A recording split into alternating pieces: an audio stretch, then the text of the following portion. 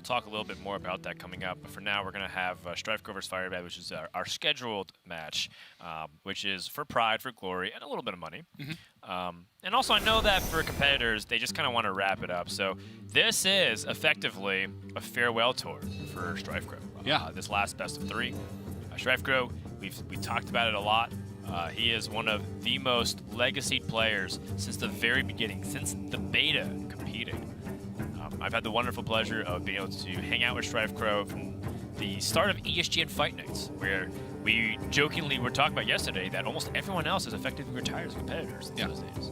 Some have become streamers, some have become organizers in the space, some have just, most has joined Blizzard apparently. Yeah, or content creators for other games, but yeah, it does feel like a vast majority. Yeah, he's like the last remaining bastion. I mean, once in a while you still see other people compete, like, you know, there's like Crip and Trump that compete in like exhibitional things for like the Invitationals or the Dalaran Heist, things like that. Yeah. But let's get into it. You know, as much as I like Firebat as a competitor, I think I'm rooting for StrifeCro in this one just because I want to talk to him one last time in a post-match interview for Grandmasters, just to, you know, hear his thoughts. And it'd be good to get like a nice exit interview, you know, yeah, just to get some final words and on what is largely considered by many to be a, you know, again, an incredible legacy career.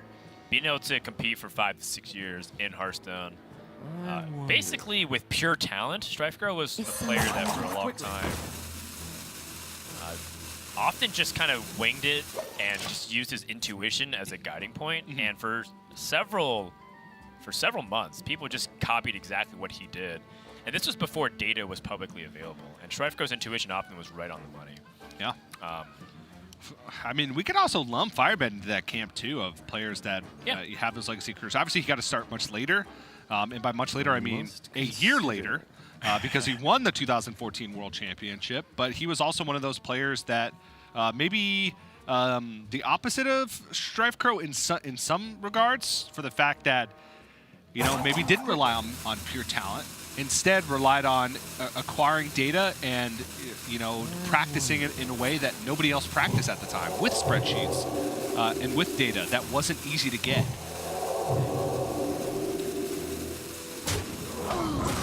That's right. Firebat was one of the first people really mapping out the analytical side of Hearthstone, and was, as a result, dethroning people like StrifeCro. Both these players were in the 2014 World Championship. StrifeCro got top 8. And Firebat was able to, of course, make history, beating Tiddler Celestial in the grand finale. Early game pre-smear, jockeying for position, that inner fire gets shut down with the silence, almost making me believe that two of silence seems super important in Priest. The only thing is that it's a situational card, so a lot of times if you're just stuck holding silence, it's a lot worse than just having a proactive game plan. Yeah. If you are playing mirrors, if you know they're going to be playing mirrors a lot, the double silence makes a lot of sense because it's such a crucial card for gaining or regaining early game tempo. Firebat only has 1 copy, so that is his only silence that he's used. Yeah. But is able to coin out a second minion here, which is important considering he has extra arms in hand and just wants to try and stick something on the board. Yeah, this is probably my only criticism of the previous play, is that StrifeCro, if he was able to play the Light Warden ahead of time, he'd be able to heal, like bump and heal, and get the value trade over the existing Light Warden. I feel so scared when I let my opponent's Light Warden have the first initial attack. Yeah. And right now, StrifeCro looks like he's just going to be behind, right? Because we have extra arms coming up from Firebat. Yeah. And I totally get what StrifeCro was thinking. Obviously, with the Powered Shield and the Inner Fire, that sets him up better against other traditional 2-mana plays, like a Ritualist, yes, an Injured Tol'vir, and a Injured Blade Master. Yeah, no, that's true, but oftentimes a good rule of thumb is if you have a chance to put a minion on the board, early game, Priest versus Priest, you do it. You do it. Yeah, I think this is the punish. StrifeCro's really far behind right now. And you can think of it as every turn 2 play, or most turn 2 plays that Firebat could make, he would challenge with just an Inner Fire, right? Outside of Wild Pyromancer plus something, which would have to be a 0-mana spell, a Silencer, or Topsy-Turvy. you wouldn't be able to challenge the 3/2 Northshire Cleric even then, and then you'd have a Light Warden as well to be able to challenge going forward and double Powered Shield in hand effectively because it would have been picked up on the next draw. So I usually tend to just play a minion. Just play as many minions as you can on the board to have the most damage, the most attack, the most unique attacks to be able to split it up as best as possible. And you can see StrifeCro kind of struggling to regain his footing because of it. Because now if he goes for Intertolvir and Neferset Ritualist, Firebat's Light Warden gets buffed. And with just a heal, can trade over the Intertolvir on board, and Firebat can kind of run away with things. Even with a More Arms, he goes for Intertolvir and Neferset Ritualist, all of a sudden Firebat More Arms his Light Warden. It value trades over the full health Intertolvir. And then Firebat's Neferset Ritualist value trades over StrifeCro's. I've got more left in me. Right. Yeah, maximum tempo. It's kind of what I've learned from this matchup, watching the Grandmasters play it over and over.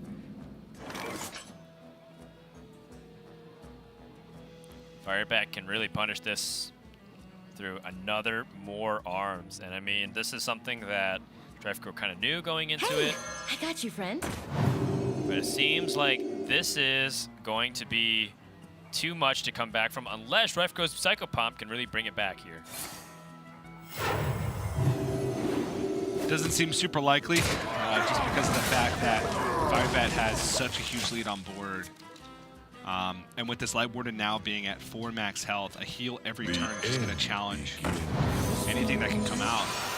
Sure, Northshire Cleric, but gets traded into very easily on board, and Firebat just improves his board position without expending any resources. And how about a High Priest Amet, too, to throw in there? That's just icing on the cake. Yeah, Firebat, full clear opportunity. Is someone injured? Part of me wonders if the High Priest Amet. I don't even know if it comes down here. Yeah, I think, I'm wondering if he just plays More Arms instead, because it's like a lot of, it's still a lot of tempo generated. But I think it's still good to just play.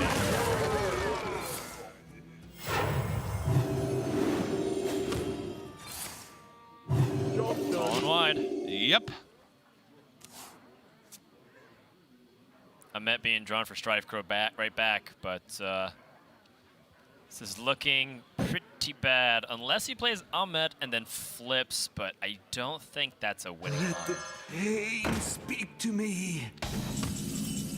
Still with the Acolyte of Pain, give himself an extra card draw. Maybe he picks up a couple of minions he can play alongside Amet to try and protect him from multiple outlets. But I mean, right now, with the 11 attack in face, Firebat is setting up for a lethal. With just Inner Fire, that's 25 or 24 damage on the board. He's looking at lethal right now. Yeah. And that is probably going to be it here. StrifeCro can't really stop it reasonably. He can use Topsy-Turvy, though. So if he plays Bonsomdi and Turvy the 11-3, he, in his mind, he thinks he's going to be safe. Firebat could just easily have Inner Fire or Topsy-Turvy right back. And in fact, he has both. So, Yeah. StrifeCro looks like he's going to take this first game loss. And again, I think I attribute it to the fact that he's not able to get that Light Warden on board early. And I think he went for a disruptive game plan instead of a proactive one. Disruptive being he wants to have a 5/5 so that he can challenge anything else that comes out from it and get Northshire Cleric.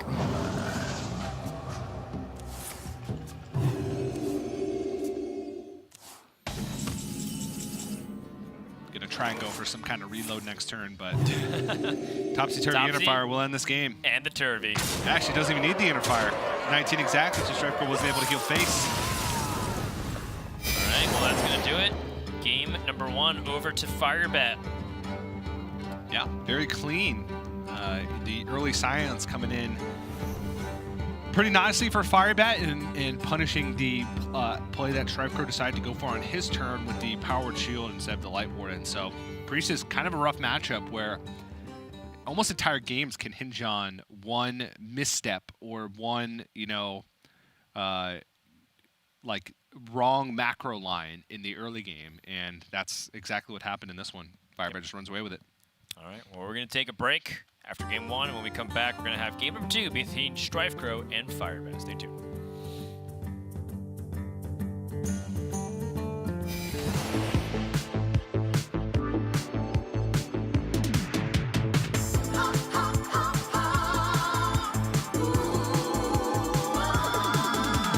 Shadows are rising again, darker than they've ever been. As evil descends from the skies, the world cries out, how will we survive? Out of the hall of explorers, and up from the dusty tombs, they grab their whips and fedoras. These legends of the past know exactly what to do. There might be magic monsters, mummies in the markets, and ancient mysticism. There's surely scorching deserts, adventure, monster of narcissism. High stakes think annihilation, obliteration of civilization. Now is the time to be brave. Evil's come to enslave, but this league's gonna save the world.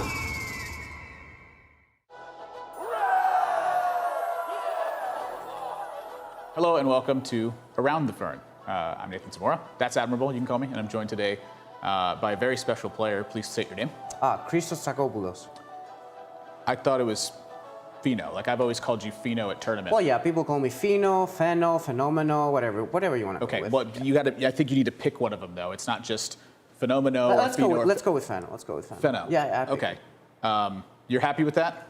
I think it will be easier for you.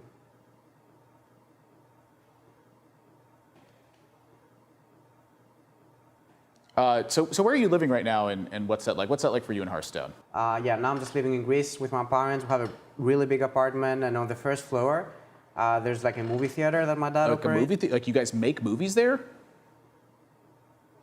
No, there's no movie making in the movie theaters. You just show the movie. So like you just show them other yes, people? people come and they can watch the movie in the movie theater. But you don't make them. No, we don't make them. We get the movie and we show the movie in the theater. I thought the whole point of the movie. Just sell tickets, we don't make movies, and people come and watch the movie.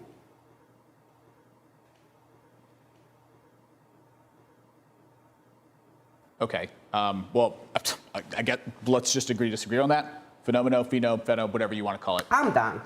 But we're in an interview.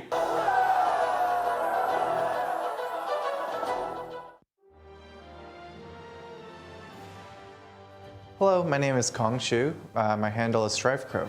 I think my original name was just like Strife. I think I just stole it from someone else that I saw online at the time when I was like 10.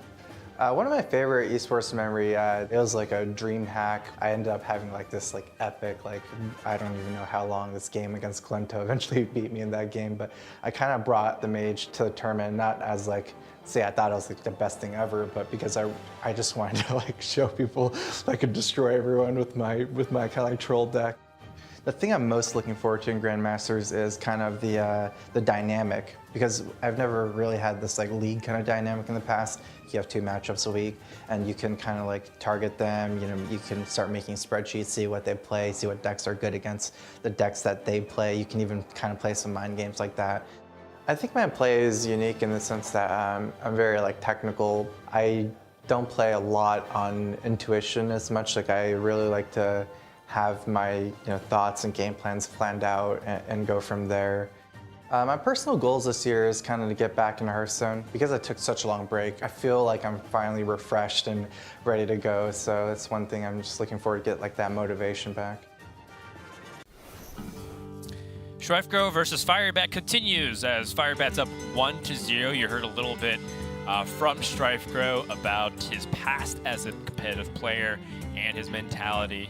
And he's going up against Firebat, a player that we've been just seeing a lot of in the past few years, ever since his World Championship run earned him a spot in Hearthstone's Eternal lore. This is a matchup that we actually saw a lot, too, back in the day. Because, for reference, before 2016's HCT Open system began, where we started discovering other really talented players like Bunny Hopper and all of them, and eventually Pablo became champion, then Tom60229, etc. Firebat and StrifeCro were playing in invitationals, and it was always like StrifeCro Firebat, Amaz, and Raynad, and Nimsh, and Ekop, Savitz, all these other players.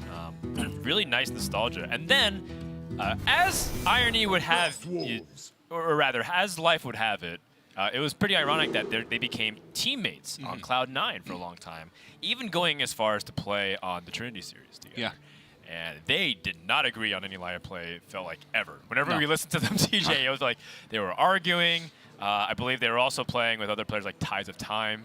And it was just a really funny, eclectic mix of players. It was funny. StrifeCro Super funny. Constantly wanting to outvalue. Firebat constantly wanting to out-tempo. And Tides of Time constantly wanting to outthink.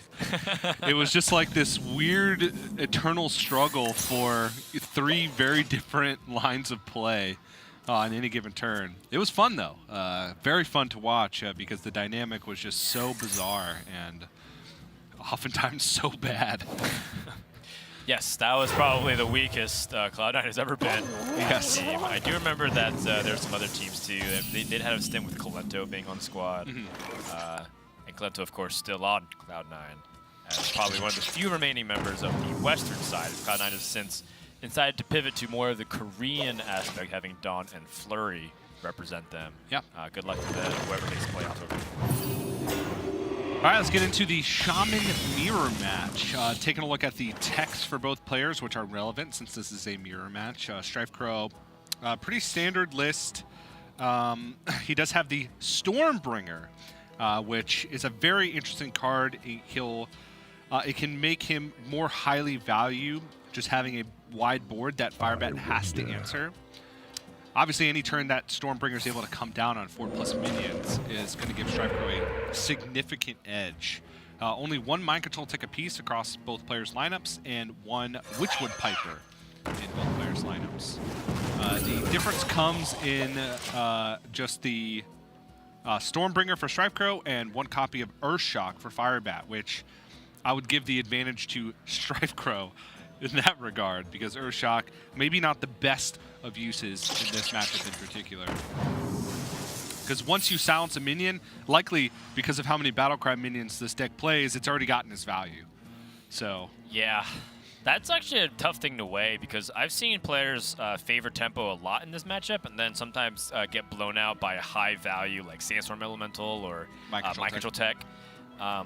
But then if you play too greedy for the value, you just get blown out because your opponent, well, StrifeCro is going to place the Stormbringer and then destroy everything. So it's a very delicate back and forth that I feel like is very difficult to evaluate in this matchup because of so many conditional battle cries, right? Like Mind Control Tech being one of them, Sandstorm Elemental being another one, the board space for Mutate and Mogu Flesh Shaper. All these different dynamics makes it very complicated to try to weigh as you're extending onto the board. And it's very hard to predict a victor at most stages of the game just by how much one card draw can swing the matchup. You mentioned Mind Control Tech, you mentioned Sandstorm Elemental, but a Mogu Flesh Shaper into Mutate can get you a minion that all of a sudden your opponent can't deal with and can snowball the board. An Ethereal Lackey into some kind of board clearing AoE can swing the matchup. You can never count either player out. Convincing Infiltrator comes out for Firebat. Really awkward for StrifeCro to deal with, but he does have the Scarabeg, which is interesting. I wonder if he can kind of make his board in a way to that maximize his chances to get the Scarabeg killed. So that way he gets the 3/1/1s, can activate the Death Rattle. Convincing Infiltrator obviously has a Death Rattle, which is destroy a random enemy minion.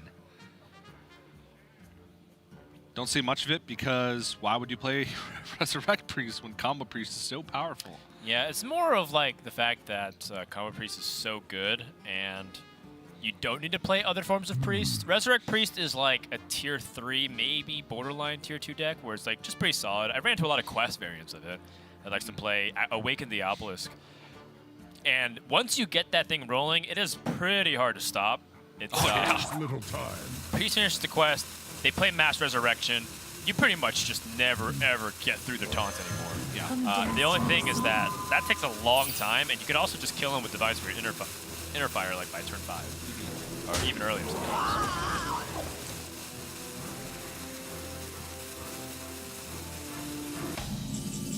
StrifeCro going to take a little bit of a slower approach, drawing cards with Witchwood Piper instead of maybe going for the weaponized wasps to try and take out the Convincing Trainer immediately. Sting like a bee. A lot of tempo swings can happen in this game, so I don't think StrifeCro worried about falling too far behind on the board.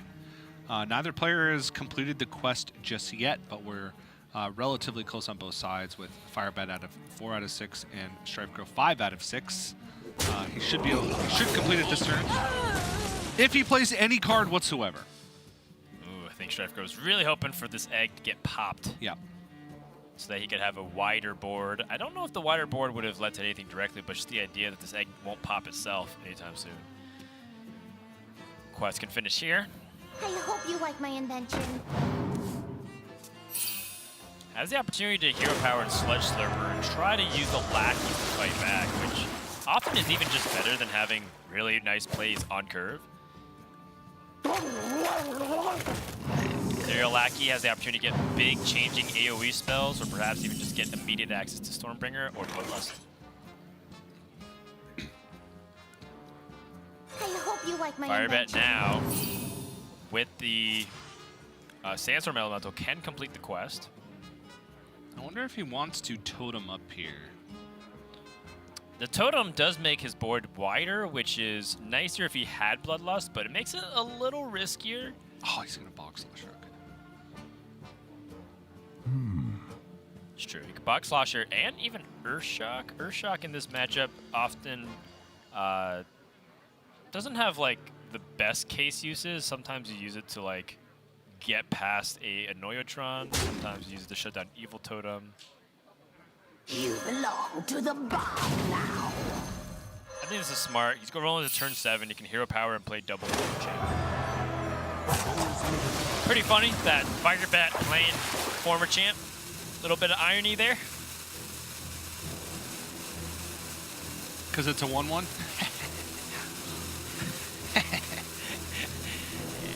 Who's the hot shot? Well, I guess. That's a funny dynamic. Many people often say that Purple was like an honorary 2014 World Champ because of how valuable he was to help Firebat to win the World Championship back in the day. And they're still friends today. How could Blizzard give a player 2 cards in Hearthstone when we're still lacking 1 for Hunter Ace? Hunter Ace has adopted Ice Cream Peddler as his own card. Yes. But we know that that was, of course, released before Hunter Ace had won the World Championship. Yeah, and also it's, a little bit disingenuous because Hunter Ace is not an ice cream peddler. He's an ice cream consumer. Yeah, connoisseur. Yes. I'm liking this Witchy Lackey to start things off. I do look at Sandstorm Elemental this turn too to help clear things off. The board is just way too threatening. I think the thing that StrifeCro is preparing for is the best possible fight against another former champ. It claims me. Ooh, Disease Vulture?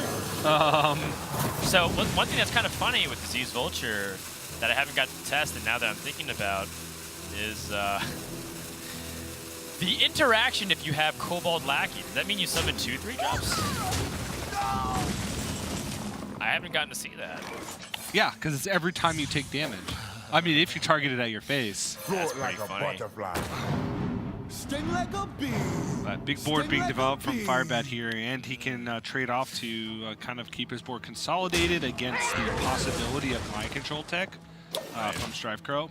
He knows that there is a Lackey in hand. This is my control tech, by the way, be picked up. Lackey in hand means that trading into this Lackey isn't going to be super impactful.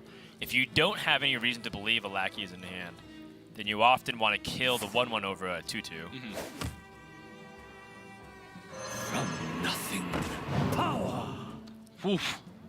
Blazing Invocation tends to be a really interesting card in Quest Shaman, given that it has so much random directions it can go. Lightning Bolt for tempo. Yeah. Usually you just want to pick the option that gives you the most tempo unless there's something that's happened in the game that gives you information that you need to try and be defensive.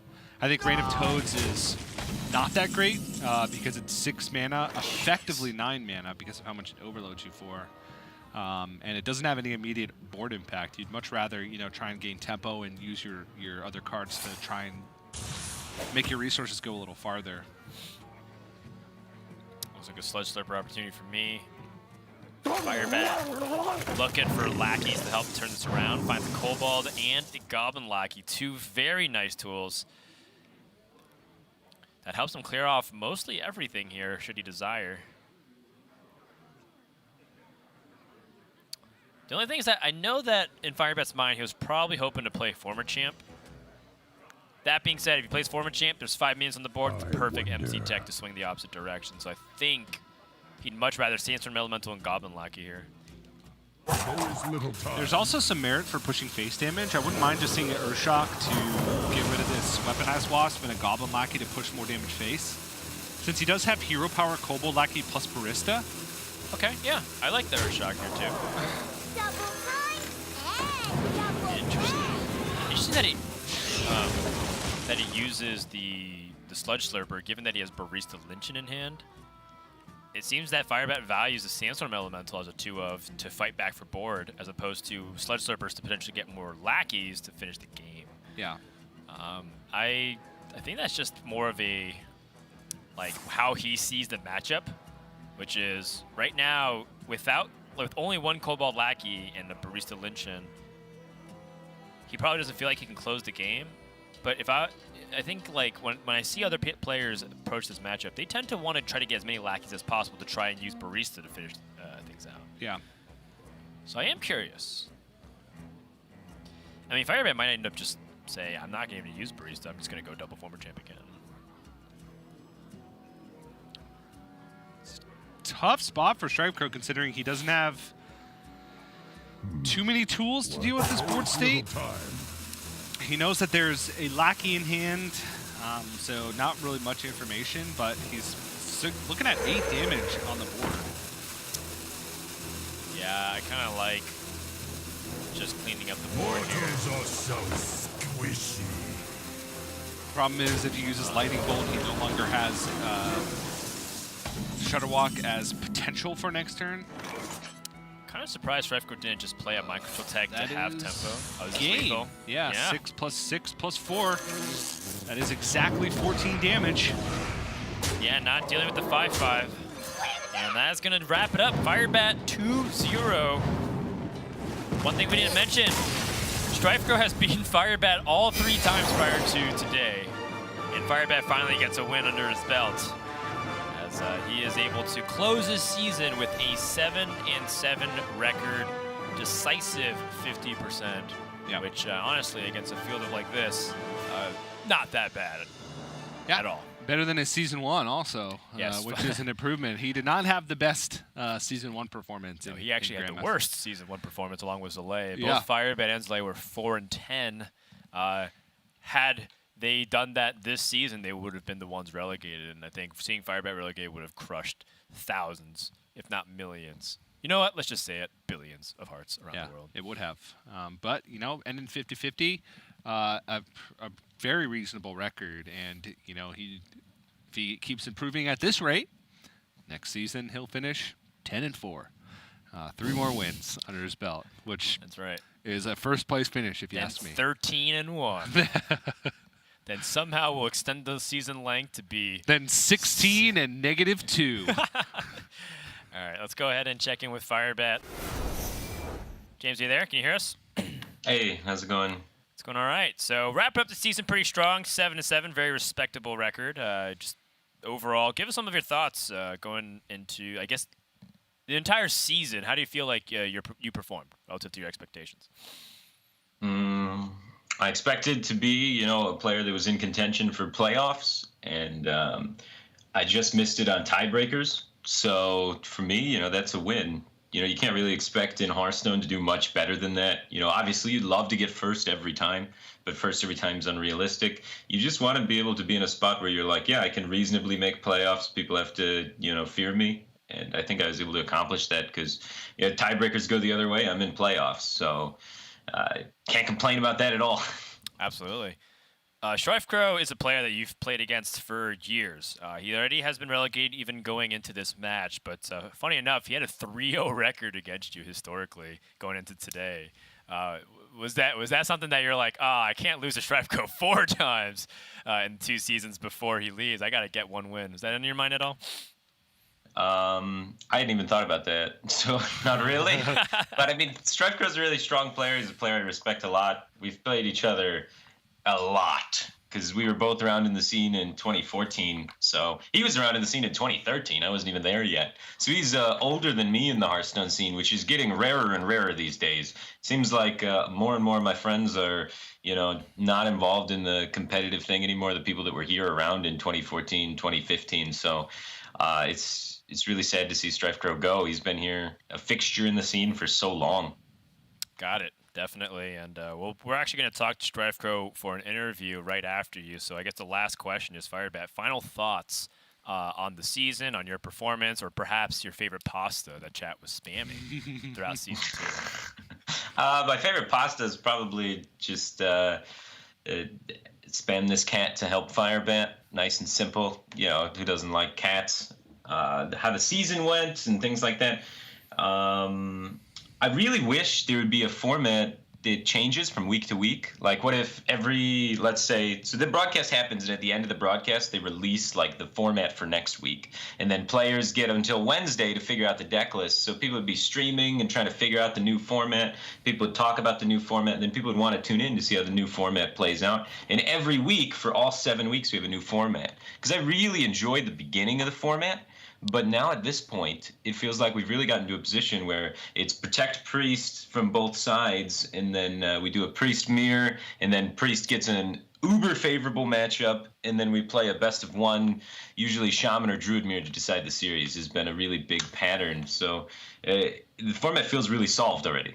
And I think changing the format from week to week would shake things up, because I think the people in this league, maybe not me, but the people in this league that figured this out like week 2 or 3, are too smart for one format for 7 weeks.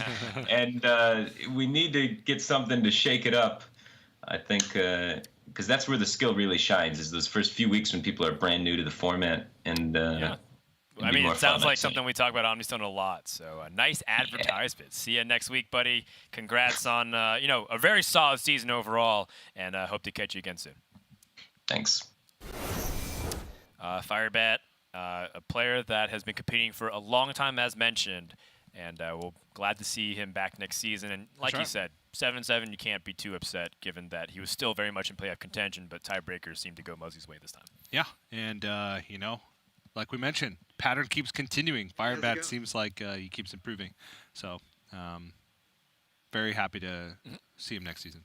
Yep, and so we have a follow-up interview. We have StrifeCro that's going to be joining us on the line, and this is something that I think I personally requested, just because I feel like it kind of stinks to lose and not be able to say anything. So let's go ahead and check in with StrifeCro if he can hear us. Kong, are you there? Can you hear us? Hey, how's it going? It's going all right. It's going all right. So I guess we just wanted to talk and just get some final words and just hear about your thoughts. So let's talk about your season. What do you think went wrong for you personally when you're approaching season 2? I think in season 2, I definitely had a bad start. I had like some poor play in the opening weeks of the season.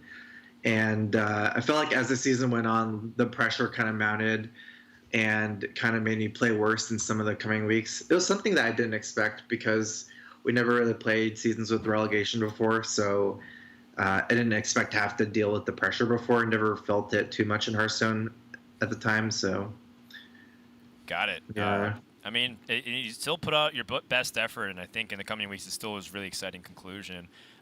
You had one of the longest standing careers in competitive Hearthstone from the very beginning. We were kind of talking about Fight Night and all the players that were there back in the day with like Nimsh and Artosis, Savich, Trump Grip, etc. You're like the last player from that group of people. Chalky went on to join Blizzard, and all those other players. What do you think about that? You had such an incredible career. Do you ever reflect on that at all? Yeah, it was definitely fun. Let's see. I felt like I was fairly satisfied after the conclusion of this season. at the like last time when I stopped playing Hearthstone, you know, I would always be thinking like, I'm not sure if the people are like the new people are, you know, very good or how good everyone is, you know. But I feel like after this season, I do feel like some bit of satisfaction because I do feel like if I played better, I would not have been relegated. It definitely didn't go like my way in RNG if you count like the whole season. But I also do feel like if I played better, I would have won like quite a bit more series. So it is like somewhat satisfying to know that. So, got it. StrifeCro, I guess we want to ask, what's in the future for you? I know that you've kind of taken some breaks in Hearthstone. You've been talking about it and how it helped refresh you. Is this the end, or are we going to see you in the future? Or is it something that you're still thinking about? it's definitely something I'm still thinking about. I'm not sure what I'm going to do at the moment. I need some time to think about it. So, yeah, we'll see. I'm not sure. Need some reflection time. Got it. And then the final question is, anything you want to say to the fans and the people that supported you all throughout these years from the 2013 all the way until now, the past 6 years? It's definitely been fun. Hearthstone has probably been like the longest thing I've done. I mean, I have been playing for so long now. So it's definitely a bit emotional here. I super appreciate all the fans that have stuck around. I've had people in my stream for like 4 or 5 years, you know, with like 50 a month subs and things like that. It's really cool to see. So yeah, thanks to everyone for their support. All right. I'm not good. sure what I will do at the moment, but we will see. Well, I mean, I'm sure you're going to keep streaming at the very least, so they can at least chat with you and hang out there. So make sure to check them out at twitch.tv/StrifeCro. Thanks so much, Kong, for joining us. An incredible season, an incredible career, and we hope to see you back sometime in the future. Peace. Wow, that was a lot heavier than I thought it would be. Yeah. Jeez. Bit off more than it could chew. Second match done. Let's go into match number 3.